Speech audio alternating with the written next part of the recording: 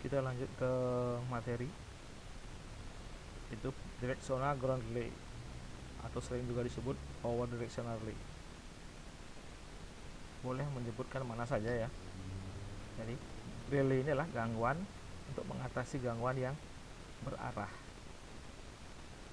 Nah, kenapa relay ini akan kita pakai?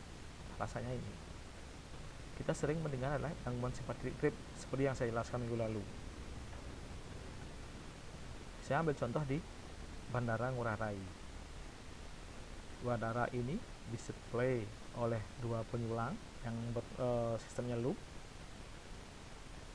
masing-masing menggunakan kabel dengan panjang 4,242 km sirkuit.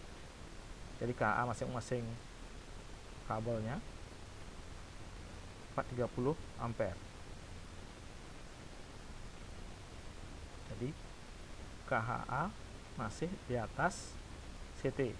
CT-nya 300. Jadi penyulang Bandara Ngurah Rai ini akan mensuplai beban di Bandara Ngurah Rai, jangan sampai mengalami gangguan simpatik trip. Bila masih menggunakan GFR, kemungkinan simpatik trip itu akan terjadi. Nah, maka GFR diganti menggunakan Power Directional Relay (PDR) atau DGR, Directional Ground Relay.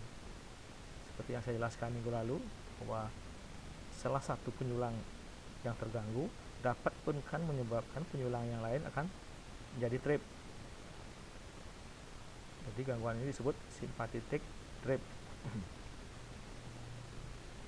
Sebagaimana yang saya jelaskan tadi, bahwa Ngurah Rai 1 dan 2 itu mensuplai bandara ini sebesar 10.380 MVA atau 10.380 kVA menggunakan dua penyulang. Jadi penyulang ini sistemnya itu loop, masing-masing memberikan daya sehingga terkoppel akan melalui bus ini ke bandara. Untuk mengatasi simpatik trip tadi, di sini ada gangguan dapat menyebabkan simpatik trip di penyulang 2. Nah, maka GFR ini diganti dengan PDR atau DGR. Ya, ini diganti menggunakan DGR. Jadi DGR akan mendapat signal dari ZCT Zero Current Transformer dan GPT Ground Potential Transformer.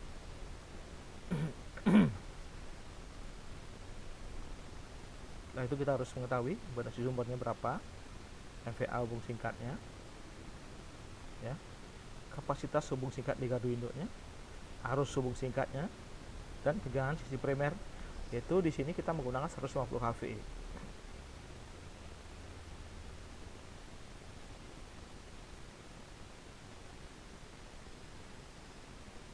Reaktansi sumber sama dengan impedansi sumber di sisi primer, impedansi sumber di sisi sekunder.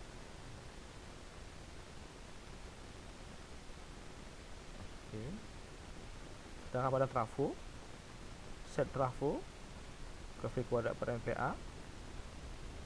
kV nya kita mencari di sisi sekunder karena kita akan menghitung di saluran. Reaktansi trafo, persentase X nya di trafo dapat dilihat dari nameplate.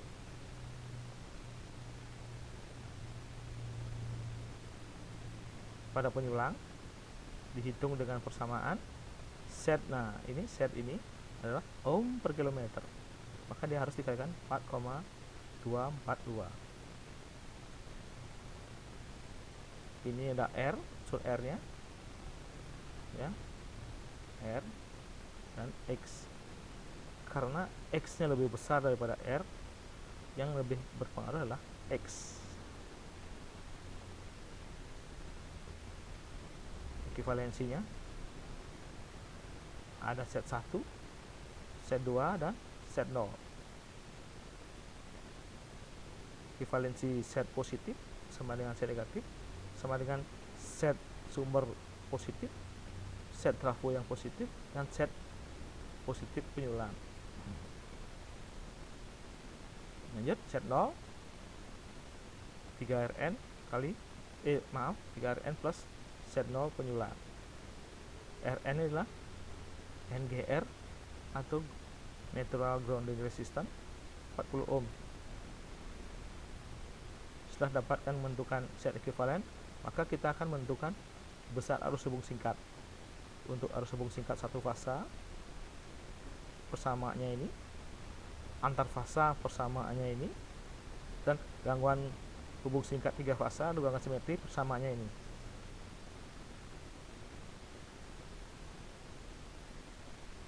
Nah, gangguan-gangguan ini menyebabkan fasa menjadi tak seimbang. Lihat, dia akan berubah sudut fasa perputaran ini fasornya. Oke. Nah, jadi pada titik netral akan mengalir arus residu. Seharusnya IA plus IB plus IC sama dengan 0. Jadi residu yang masuk ke titik netral trafo adalah 0 bila fasenya seimbang, besaran arus yang seimbang. Karena terjadi ketidakseimbangan, maka residu 3 kali IA 0.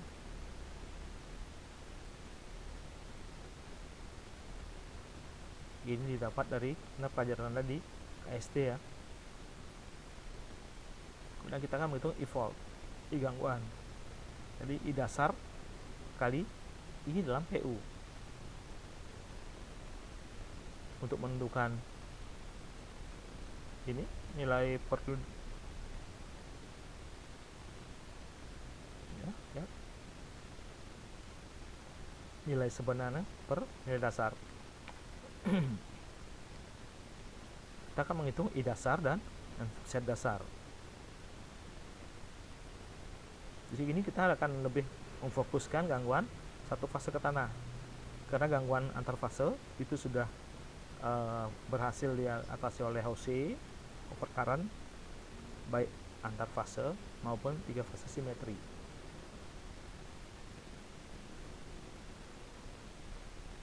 Kita yang di sini lebih mementingkan adalah arus satu fase ke tanah, di mana I hubung singkat satu fase ke tanah sama IA per 3. IA di sini lah I fase A, maksudnya kita anggap bahwa hubung singkat terjadi di fase A. IA karena ada komponen simetrinya sama dengan IA1 plus IA2 plus IA0. IA positif, IA urutan negatif, dan IA urutan 0. Karena besarnya sama, maka I hubung singkat sebuah fase ke tanah IA dibagi 3. Misalnya EA set positif plus set negatif set N tambah 3 set N tambah 3 set F.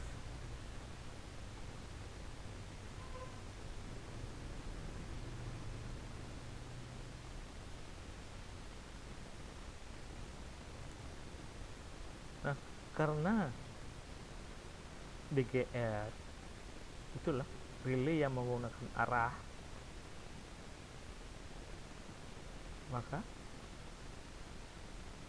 relay akan mendapat signal inputan dari set CT dan GPT.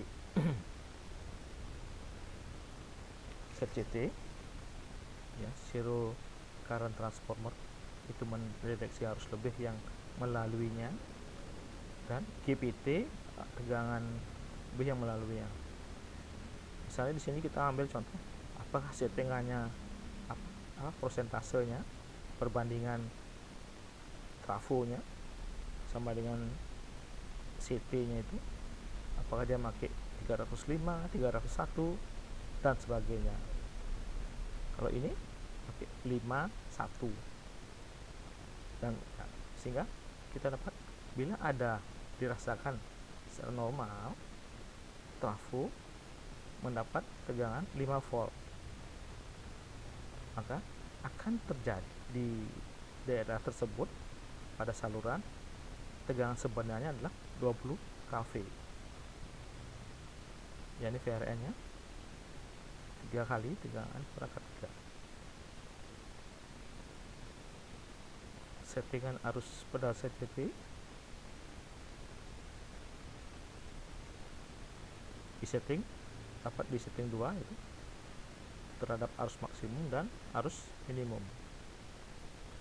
Oke, TMS, time multiple setting, di mana settingan relay ini akan menggunakan standar kerja relay yang apakah standar inverse dan sebagainya. Kalau yang menggunakan standar inverse, biasanya relay di Bali menggunakan standar inverse.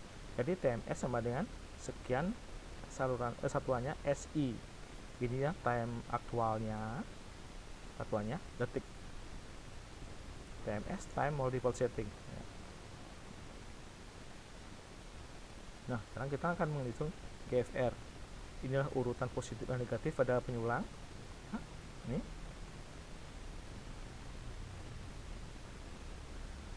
bila dianggap 0%, setnya 0,0, 100%, setnya 0,5302 plus J 0,414. Sedangkan urutan jauhnya sekian. Oke.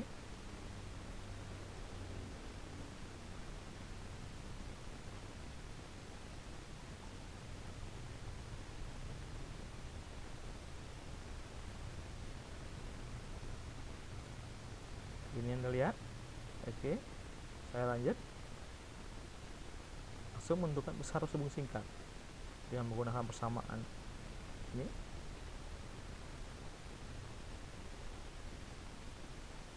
Maka akan didapat besar arus maksimum pada GFR adalah 288,48 ampere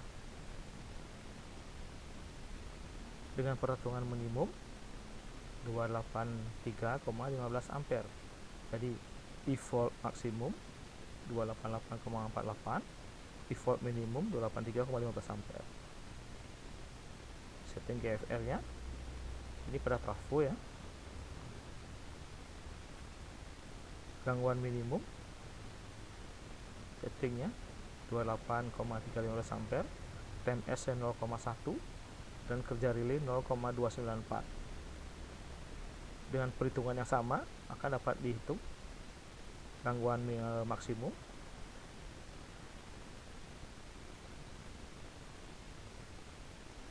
ya 0,294 dan gangguan minimumnya 0,296, harusnya 288,43 dan 283,15 ampere.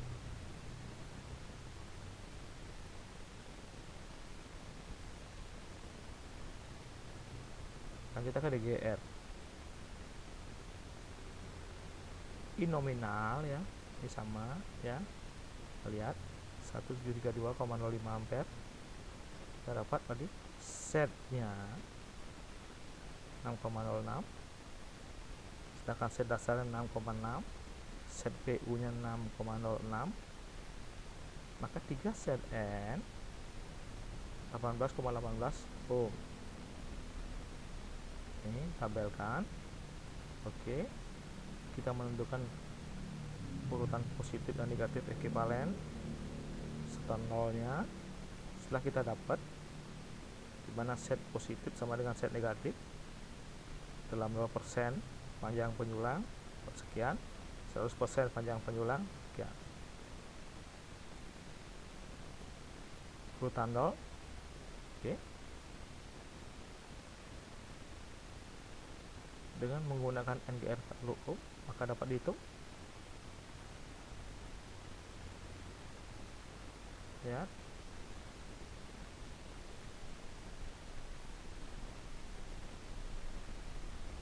Sama ya dengan GFR. Maka kita lanjut ke arus gangguan. Dapat 0,053 plus sudut 0. Jadinya J-nya itu 0,05 sudut 0. Ya. Arus maksimum satu fase tanah lah ini dikalikan di 93,34 ampere. Arus minimumnya 91,67 ampere. Maka setting relaynya arus maksimum 9,334 ampere dengan waktu 0,297 dan SI-nya 0,1. Sedangkan arus minimum waktunya sama, ya, TMS-nya sama, arusnya 9,167. Sedangkan GPT arus maksimum 34,64 kV. Nah, kita lihat di sini aplikasinya, simulasinya. Bila terjadi gangguan di penyulang 2, kita anggap 1, 2, maka DGR akan melepas PMT sisi terima, ini sisi terimanya, dan PMT sisi kirimnya di sini, penyulang. PMT pangkal penyulang dan PMT sisi terima akan dilepas, sehingga tidak akan ada arus lagi yang masuk ke melalui PMT ini, sehingga gangguan symplectic trip tidak akan mungkin terjadi. Tapi penyulang ini masih mampu menanggung beban sebesar 10,38 MVA. Oke, kita lihat GFR besar arusnya 288,43. Kita DGR, kita lihat arusnya 9,334 pada arus maksimum, KV-nya. Oke, lanjut. Jadi DGR akan mendapat masukan arus arah 0 dari set CT, tegangan 0 dari GPT, sehingga tidak mungkin penjulang murah rai baik 1 pun 2 akan mengalami symplectic trip bila salah satu akan terjadi gangguan satu fase ke tanah. Jadi DGR ini akan bekerja dengan arah sudutnya 30 derajat.